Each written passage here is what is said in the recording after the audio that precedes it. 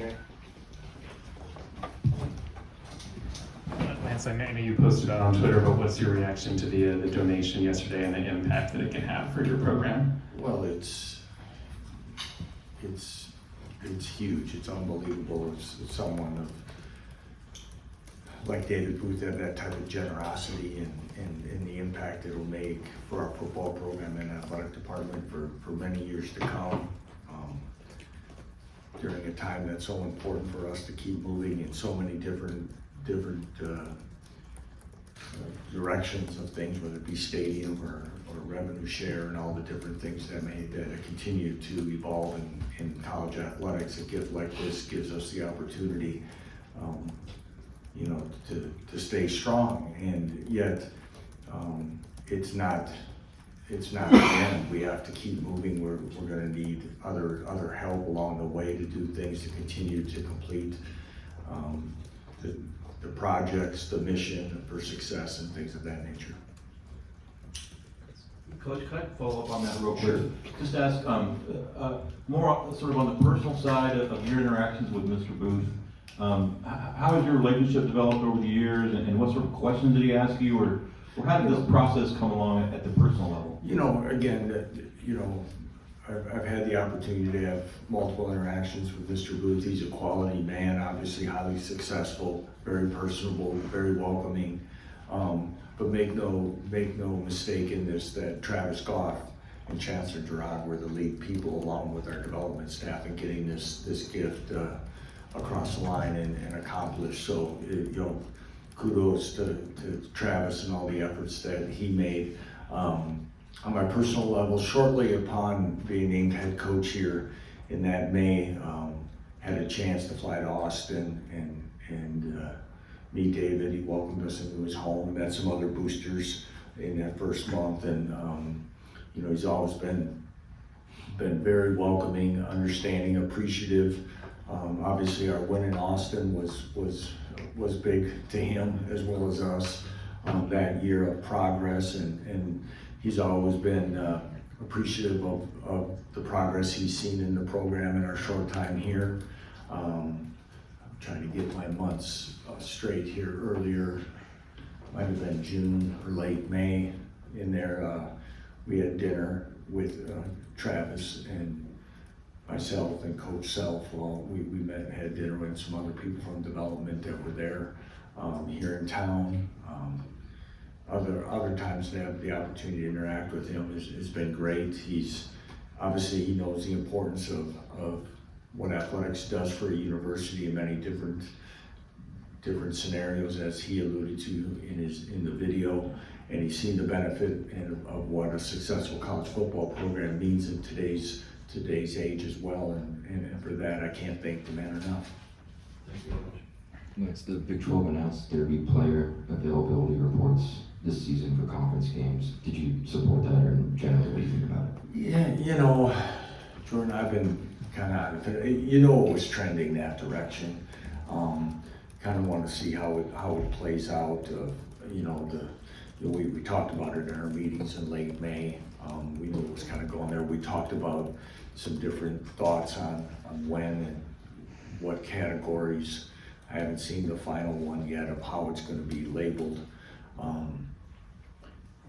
We know why it's being done, for the other impact of things that happen in this country and worldwide. So, it's there as long as it's balanced for everyone and where it's at. I think it'll work out fine. I think for us, when you have that many players and building your template of to make sure that you're doing it accurately, as I've tried to use the consequence for not doing it correctly is, that's always going to be the thing is, and I used Jalen's example in Texas a couple years ago. We're at the hotel and, we're not even 90 minutes from kickoff, and I find out he's not playing.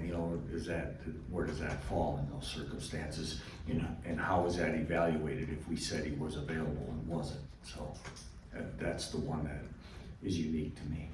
Last year we talked a lot about the new in-helmet communication devices going in, with a new linebacker room, a new back end overall, who are some of the guys you'll be relying on to set the defense? Again, most of the time it'll be at the linebacker core. It makes the most sense to have the second level players there.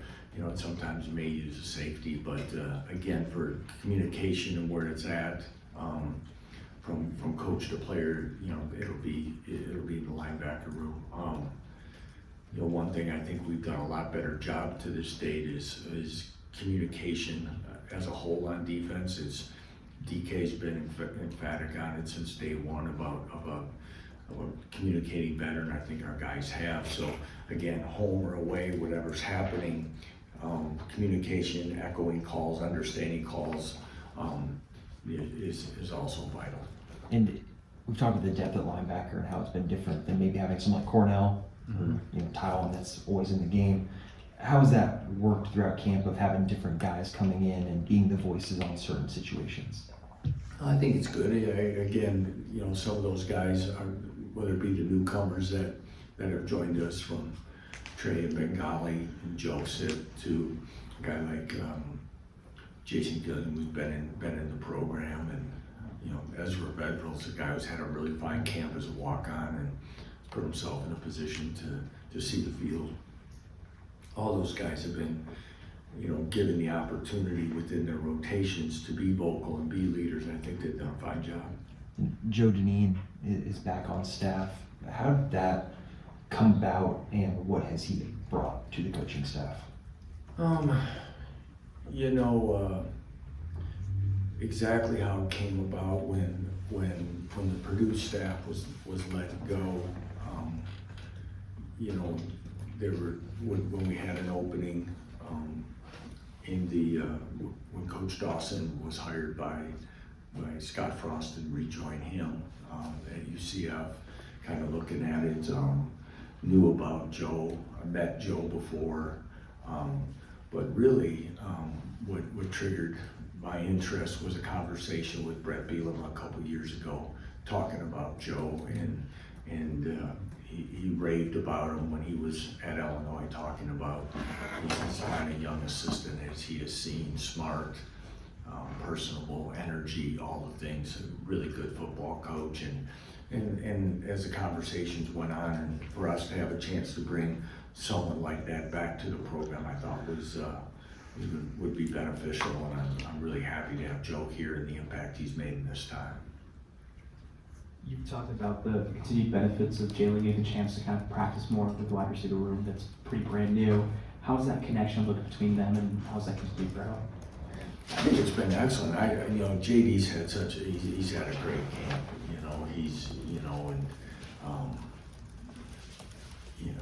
playing really well, and to see his confidence and the timing and connections and some of those things, you kind of look back and whether it be him being limited or players being limited, you kind of see the void that was there, and it kind of makes you kind of look back and appreciate what you have going on right now, and it'll be important to go. But I think he feels really good about his timing and understanding with this group.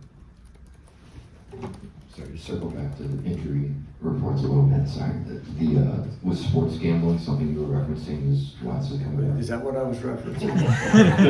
You said it, I didn't. I just want to make sure. Is that your question? Is that what? Yeah, spot on. Maybe, okay. Lance, over the years, has there been an indicator of one thing at this time of year that kind of tells you whether your team's ready or not? And has that been consistent? And if so, how does that one thing look with this group right now?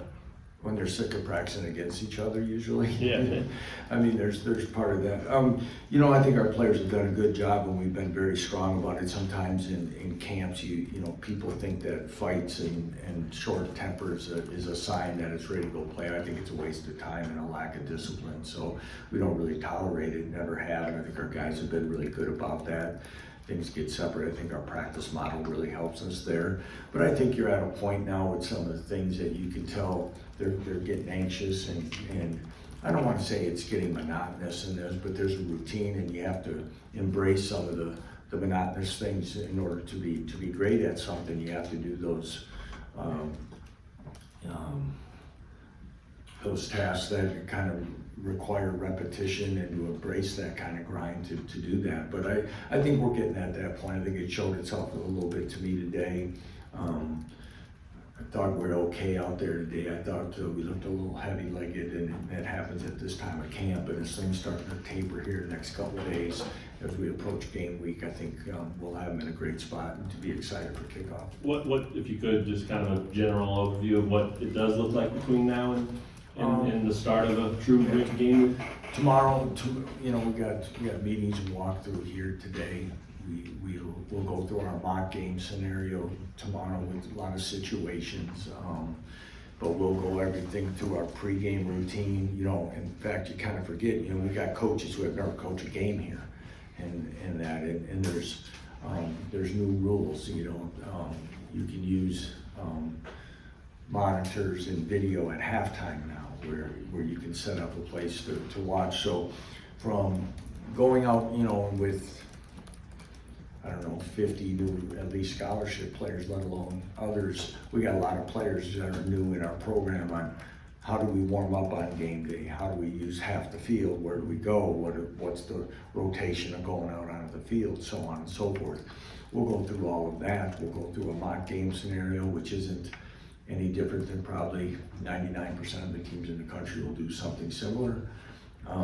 We'll practice Saturday morning, and we'll give them Sunday off.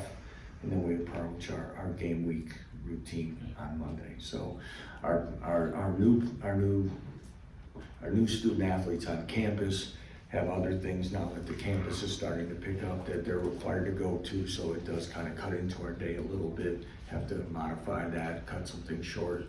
But the school year and the season's right around the corner for sure. Over here, Lance.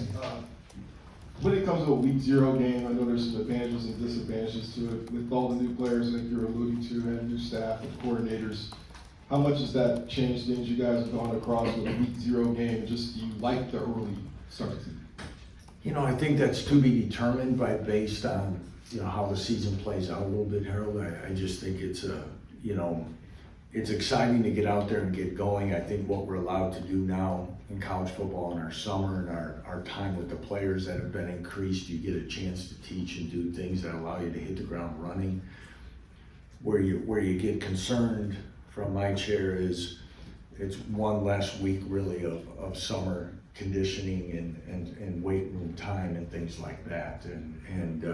So that's the thing. We have 3 open weeks this year, which would be, how does that work on the body, mentally, all those kind of things. But, all in all, you have a chance to be one of the first ones to kick off the season.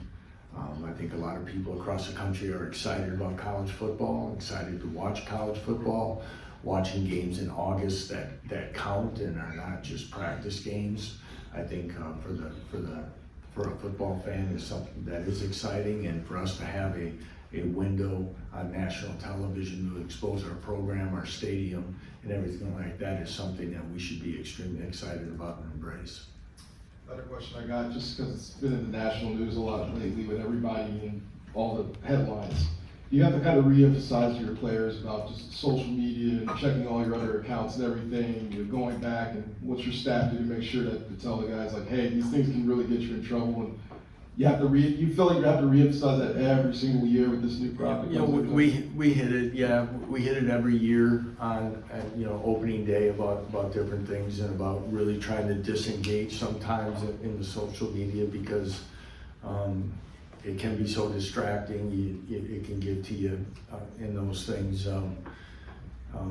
Things can turn on you fast and all that, but of course we try to re-emphasize in every facet that we're making good decisions off the field that don't embarrass the young man, the team, the university, or their families. So we try to. It's tough out there, and with everything else that's kind of changing in technology, what's real and what's not for people is going to be very, very interesting to come. But you hope and pray that our guys stay safe in that scope. Okay, cool. What for you so far has been a pivotal moment at Kansas that you want to bring into the new stadium? Pivotal moment for myself. You know, boy, I've never had one like that asked. That's a good question. Probably the fact that this program is now relevant and the excitement that we can be a football program that this university and fan base can get behind. And as we come into this new stadium, we need our fan base to be there as well. If you have a nice new venue, and as it continues to improve in the next phase, to truly make it impactful, we need people there to do it. Now, on the flip side, I get it, that it's our responsibility to play a brand, a style, effective football that's people want to come and see, and a game day environment that is special, that people want to partake in. All those things kind of come together, and to me, that's what makes college football so special. But yeah, I think that's probably the one that's been the most gratifying, is that I think we've been able to do it faster than what people thought could be done. The stadium, on-field success, and so on. And then kind of just like a fun question, but if you could have one KU football alumni on your team, who would it be to kind of bring in the new football field? Wow. You know, I say this all the time, I don't know how many times you've been in this room before, but as soon as you name somebody, you leave 100 out. So Kenny Logan will be like blowing up my phone that I did. So,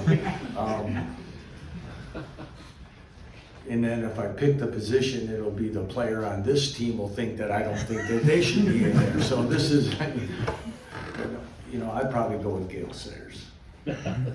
How's that one for a safe one?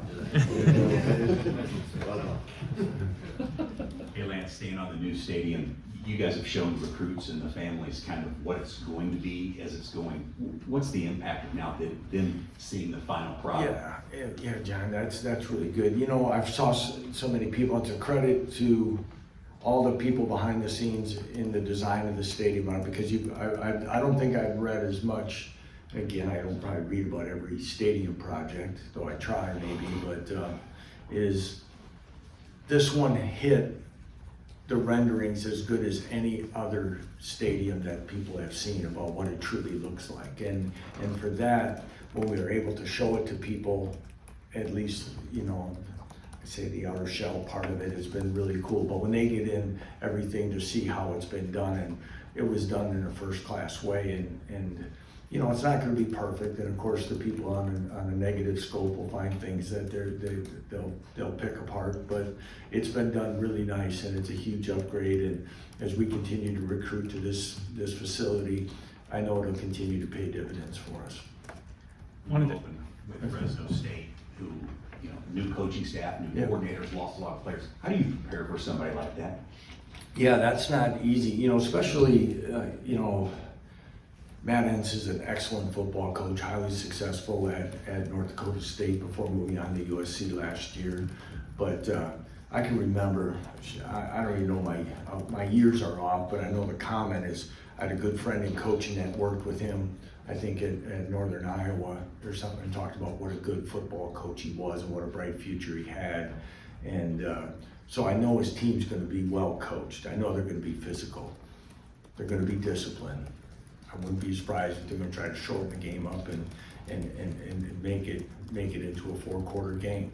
You know, our past games with Mountain West teams haven't, you know, we've had to go to the wire, so we expect that to be a challenge. Now, when you assemble a staff, like when we arrived here, both coordinators came with, okay? So you have a pretty good idea by watching our Buffalo film what we're going to be about for the most part. But when you've been coaching at North Dakota State, then you go to USC, and then you bring coordinators from Northern Illinois and other places, and all of a sudden you're trying to put it all together. It makes it, we watch a lot of different film and to try to get an idea of what their identity will be. And of course, they've added new parts to their team as well. A transfer quarterback is now going to start, who has started at 2 other programs. So that makes all of it very unique, and don't want to use the word unsettling, but I guess I will, is that you got to try to get a feel for what it's about in that first quarter, first half, for sure. And then last question for me, what are your thoughts on the offensive line as training camp wraps up? You know, again, I don't think we're quite ready to announce the starters. I think Enrique, Cruz, and Nolan will alternate at the right tackle spot as it continues to battle. You know, Amir Herring and Tobacco are continually batting at the left guard. We're healthy at the other spots. I think Kelvin Clements is at an excellent camp. Bryce Foster's back and going full speed. Kobe Baines has had another solid camp as well. So feel good about where it's going that way. I like the depth that we'll have there as well at some other spots between Tyler Mercer, Jack Tanner, James Livingston. I think, for lack of a better way of saying it, 1 through 10, when you go into your 2 deep of offensive line, will be as close together as it's been as far as gaps at positions than ever before since we've been here. What has the development been like of that nickel position and having guys like Mason Ellis and Saeed Gibbs take part in it? Yeah, it continues to be, you know, based on health. The guy Saeed missed some time, but he's been back and he's actually put together some good practices. He feels real comfortable at that spot. Mason missed a little time, but I like what it gives us athletically. Both guys have been physical, and again, there'll be guys that'll play a lot there. Coach Jacob Johnson with KU Journalism. With a lot of new faces on this roster, is there a player or a position group that fans will notice right away? Well, our eyes always gravitate to the skill positions most of the time, so I would probably say that the ones that'll have a lot of new faces will be at the wide receiving core with Emmanuel Henderson, Levi Wentz, and Cam Pickett as new guys, along with Keaton Quebec and Doug Emilion, who have been in the program but haven't played extensively. So again, that'll be a position, I think, for new names for our fan base to probably keep an eye on. I know that, you know, Emmanuel, people have talked about for a long time now at our camp and things, but I think there'll be others there that they'll gravitate to.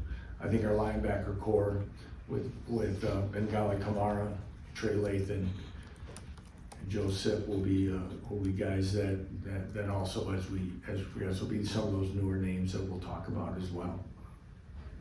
Defensive end, Justice Finkley, and Leroy Harris will be 2 names, and Alex Bray's a guy that probably haven't talked enough about, the transfer from Illinois.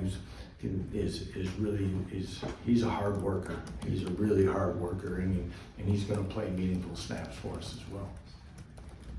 It's a logistical question, just with Jim and DK taking over their new roles, do you know if they're going to be up in the box, down on the field? Jim will be up, DK will be down. That's where we'll start this year right now.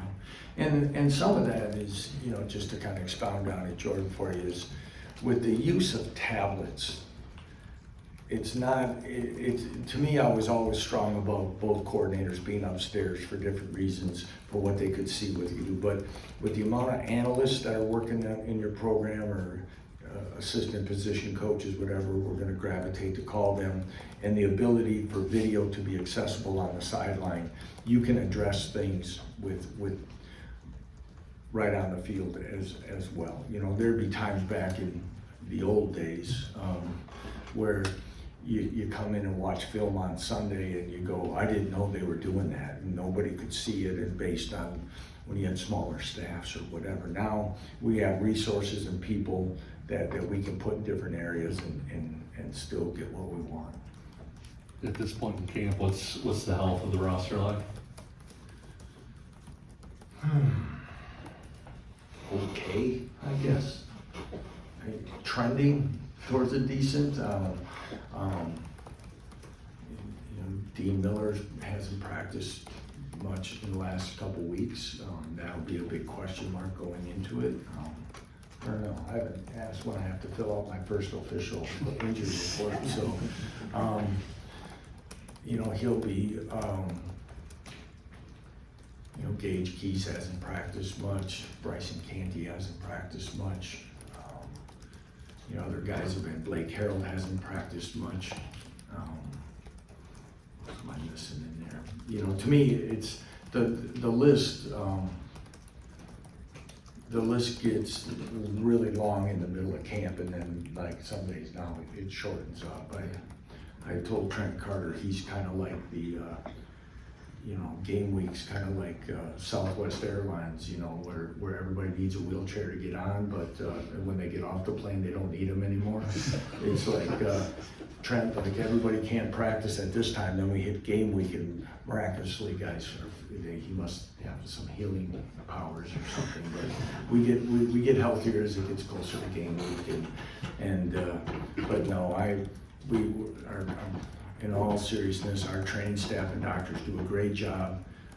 We do a great job here with the strength staff as well of monitoring guys and keeping them at a level that when they do return to play, that they're able to come in conditioning wise and slide back into the rotation. With you guys having to go into the portal for so many guys, how important was it, the strong close that you had the last season, that you were able to basically have that to, I don't want to say to sell to guys, but it was maybe a different impression than what it would have been if you guys had continued to struggle? I'm sure it helped. It'd be naive to think it didn't about the direction of that we were still a good football team last year, and I think it hopefully helped solidify when somebody was looking for opportunity, culture-wise, locker room-wise, how things are that we stuck together. I would think that it helped, but you know, we have to be honest, in this day and age, when guys are looking, there's more reasons than just what some of that. They're looking at their opportunity to get on the field because they're usually leaving because playing time or money, and those are going to be the two biggest things. So as we adapt to this new world, try to keep that in mind. But as we're evaluating on our side, we're looking to see if it's going to fit into our culture the best way we can to get the best fit for the needs that we have. When we talked to Jaleel Hurley, one of the things that he had mentioned was he helped with Emmanuel Henderson, basically saying, hey, take a look at Kansas. This is a great place. How often does that happen? And I guess how much does that mean that a guy who hadn't even really been in your program that long was such a salesman for you guys? Jaleel's an interesting personality, isn't he? He's got a little bounce to him. You know, he's been a great addition personality-wise to this program. Extremely athletic. He's got tons of potential. But to have someone like that when there's a player from the same school that's looking for a new home as well, obviously, yeah, that helps because I still think as we battle in recruiting, you know, we've got to fight to make lists yet, and there's a lot of things that happen to get somebody's attention to come take a look. On the good side of that is if we can get someone here, they're always pleasantly surprised about the campus, the city, the program resources, the distance from Kansas City. When they make the drive, there's not a lot of, well, I thought this would be, it usually is, I thought it'd be a lot further out. I thought it would be like this. So when we have a chance to get them here, I think they kind of see, you know, that there's something special here that's on the horizon, and I think that's what also has allowed us to retain the roster the way we have. Time for one more. Coach, you had an exceptional senior class last year. How's the transition of leadership look like between the guys on the team from last year to this year? That's an excellent question, because there were some challenging times because we've tried to you nudge and encourage guys to step up into more leadership. And when we talk about as many new players have come in, there's guys that have leadership capabilities, but they just arrived, and finding their groove of how we do things, but also at the same time earning the respect of the guys in the locker room is a balancing act. But guys like Justice Finkley, Lyric Rawls, those guys that on the defensive side have really kind of moved into leadership roles and respect on this football team faster than what I anticipated. And of course, you know, Deshaun Hanukkah, who's a guy who's, you know, battled injury, but his maturity and experiences just in college has been a great impact on our program and how he goes about it. You know, Bryce Foster, you know, Daniel Highshaw has really worked hard on becoming a leader and doing things in a way that others will follow, and really proud of him. And of course, Jalen's been there for a long time, and we've talked about it before, but even though he doesn't start, Cole Ballard is one of our better leaders as well. All right, thanks everyone. Thank you, everyone.